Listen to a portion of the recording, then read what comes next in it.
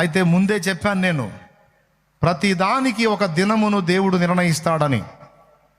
దేవుడు నిర్ణయించినటువంటి దినము రాకమునుపు నీకు విడుదల కనపడదు.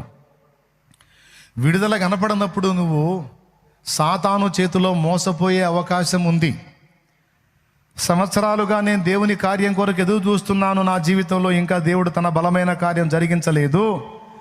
ఇన్నాళ్ళ నా ఆశలు అడియాశలు అయిపోయి రాను రాను రాను రాను నాకు ఇంకా పరిస్థితులు విషమిస్తున్నాయి, శ్రమ కొలిమి ఎక్కువైపోతుంది, అయ్యో ఇక నాకు నిరీక్షణ లేదని విశ్వాసాన్ని కోల్పోయి సైతాను ప్రేరణకు లొంగిపోయి జీవితాలను ముగించుకుందాం అనుకునేటువంటి అల్ప విశ్వాసులు లేకపోలేదు.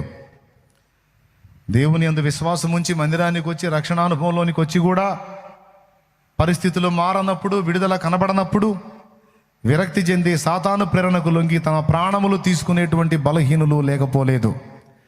నా ప్రియమైన బిడ్డలారా, మీ అందరికీ 2 చేతులెత్తి దండం పెట్టి చెప్తున్నాను, యేసు ప్రభు రెక్కల నీడకి ఎప్పుడైతే వచ్చావో, ఆయన రక్తంలో నువ్వు ఎప్పుడైతే కడగబడ్డావో, ఇక అప్పటి నుంచి దయచేసి నువ్వు దేని వైపు, ఏ పరిస్థితి వైపు, ఏ అవమానం వైపు, ఏ మనిషి వైపు చూడొద్దు.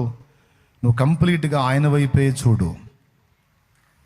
ఆయన నీ కోసం సిద్ధపరిచిన దినం వచ్చేంత వరకు ఆయన వైపే చూడు. నువ్వు ఏ వైపు చూసినా డ్యామేజ్ అవుతావు బిడ్డ. నువ్వు ఇది గ్రహించుకోవాలి. నీ గుండెల్లో ఆశ చావనీయొద్దు.